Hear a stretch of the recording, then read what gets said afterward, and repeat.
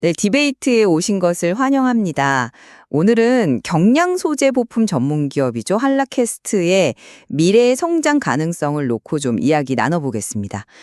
최근에 수주 잔고 1조 원을 돌파하면서 큰 주목을 받고 있는데요.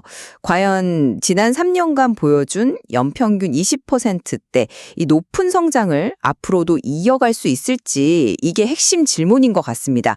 저는 한라캐스트가 가진 그 독보적인 기술력 또 시장 기회를 볼 때 충분히 가능하다고 생각합니다. 네, 현재 성과는 분명히 눈에 띕니다. 저도 인정하고요. 하지만 그 연평균 20% 성장이라는 목표가 계속 달성될 수 있을지에 대해서는 좀 더 냉정하게 따져볼 필요가 있어 보입니다. 특히 특정 고객사에 대한 그 높은 의존도라든지 앞으로 심화될 경쟁 환경 이런 것들을 고려하면 글쎄요, 마냥 낙관하기는 좀 어렵지 않나? 저는 그렇게 봅니다. 네, 뭐 일리가 있는 말씀이신데요. 그래도 한라캐스트의 가장 큰 경쟁력은 역시 그 마그네슘 다이캐스팅 기술입니다. 이 다이캐스팅이라는 게 금속을 녹여서 금형에 고압으로 주입해서 복잡한 부품을 아주 빠르게 대량 생산하는 기술인데요. 한라캐스트는 특히 이 가볍고 강성이 높은 마그네슘 소재를 다루는 데 있어서는 독보적이죠. 알루미늄보다 무려 35%나 가볍거든요. 그래서 전기차나 자율주행차의 경량화에 정말 필수적입니다. 실제로 2030년에는 자동차 부품 중에서 마그네슘 기중이 30%를 넘을 거라는 전망도 있고요. 단순히 소재만 다루는 게 아니라 20년간 쌓아온 이 금형 설계부터 주조, 후처리까지 이 전 공정을 내부에서 다 처리하는 그런 노하우가 있습니다. 특히 방육, 그러니까 아주 얇은 벽 구조를 만들거나 고진공 상태에서 정밀하게 주조하는 이런 기술은 경쟁사들이 쉽게 따라오기 힘든 부분이죠. 이런 기술력을 바탕으로 해서 연평균 30% 이상 성장하는 자율주행차 시장이라든지 또는 디스플레이, 로봇 같은 이런 고성장 분야에 핵심 부품을 공급하면서 이미 성과를 내고 있습니다. 그리고 또 까다롭기로 유명한 글로벌 AI 자동차 기업의 1차 벤더, 그러니까 직접 부품을 공급하는 협력사로 선정돼서 수주까지 받았다는 건 이건 기술력을 확실하게 인정받았다는 증거 아니겠습니까? 1조 원이 넘는 수주 잔고는 향후 한 2, 3년의 안정적인 매출 기반이 되어줄 겁니다. 네, 그 기술력하고 수주 실적 자체는 저도 인상적이라고 생각합니다. 하지만 몇 가지 좀 짚어볼 점이 있습니다. 첫째는 여전히 LG전자 비중이 전장과 가전을 합쳐서 50%를 넘는다는 점입니다. 물론 사업 분야는 다르다고는 하지만 특정 대기업 그룹에 대한 의존도가 높다는 건 글쎄요, 경영 환경 변화에 따라서 리스크를 안고 있다는 의미거든요. 신규 고객을 확보했다고는 하지만 이들이 전체 매출에서 좀 의미 있는 비중을 차지하기까지는 시간이 꽤 필요할 겁니다. 둘째는 경쟁 환경입니다. 마그네슘이 유망하다고 하니까 기존 알루미늄 다이캐스팅 강자들이나 혹은 자본력을 갖춘 새로운 경쟁자들이 이 시장에 뛰어들 가능성, 저는 충분히 높다고 봅니다.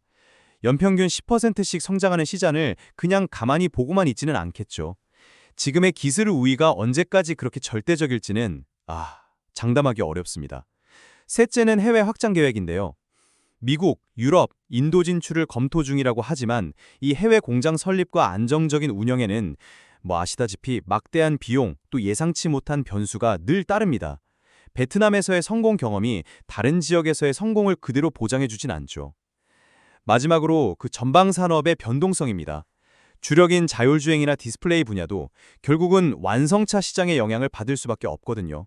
최근 전기차 시장 성장세가 주춤하는 캐즘 현상처럼 예기치 못한 시장 변화가 한라캐스트의 성장세에 발목을 잡을 수도 있다는 점도 고려해야 합니다. 네, 성장 지속성에 대한 우려를 말씀해 주셨는데 사실 한라캐스트는 이미 그런 변화에 잘 대응하고 있다고 봅니다. 자율주행 부품 매출 비중만 봐도 2022년에 9%였는데 작년에는 25%로 아주 급증했고요. 그리고 단순히 개별 부품만 공급하는 걸 넘어서서 현대모비스와는 그 무빙 디스플레이 모듈 전체를 공급하는 계약을 맺는 등 부가가치를 높이는 방향으로 계속 나아가고 있습니다.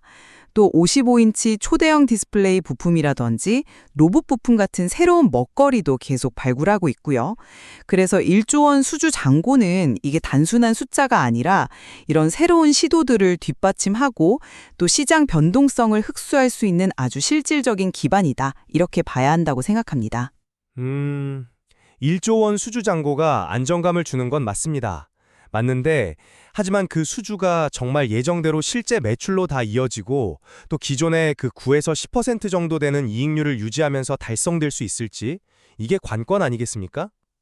연 20% 성장은 여전히 매우 높은 목표치입니다. 만약에 핵심 고객사의 발주가 좀 줄거나 아니면 원자재 가격급 등 같은 외부 변수가 발생했을 때 지금의 성장 계획이 좀 흔들릴 가능성은 없을까요? 그러니까 수주 잔고가 실제 이익으로 연결되는 그 과정에서의 위험 요인도 분명히 고려해야 합니다. 기술 리더십 유지에 대한 걱정도 하셨는데요. 이 부분은 20년 노하우와 연구 개발 역량, 그리고 금형 제작부터 완제품 생산까지 모든 과정을 직접 통제하는 이른바 내재화 시스템이 핵심 방어막이라고 할 수 있습니다. 이게 단순히 기술 유출을 막는 것뿐만 아니라 품질 관리와 원가 경쟁력 확보에도 결정적인 역할을 하거든요. 아까 말씀드린 그 글로벌 AI 자동차 기업의 1차 벤더 선정 과정이 얼마나 까다로웠는지를 생각해보면 이 기술 장벽이 상당히 높다는 것을 충분히 알 수 있습니다. 네, 기술 장벽이 있다는 점은 인정합니다. 하지만 기술은 끊임없이 발전하고 후발주자들의 추격도 분명 거셀 겁니다.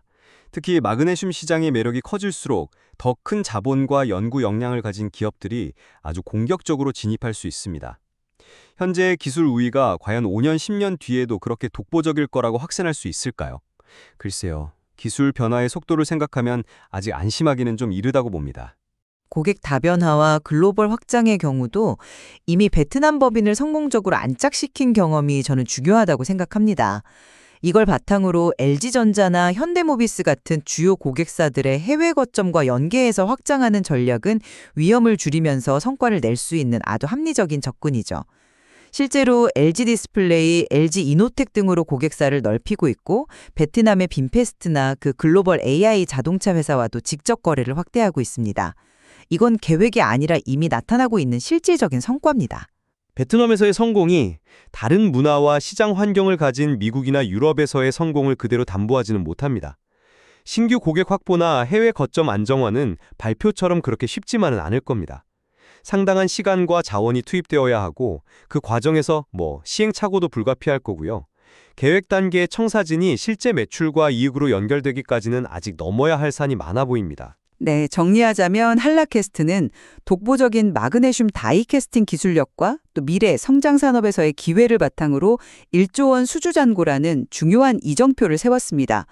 저는 지속적인 기술 혁신과 고객 다변화 그리고 모듈화 사업 진출 등을 통해서 연평균 20% 성장을 이어갈 충분한 잠재력을 갖추고 있다. 이렇게 판단합니다.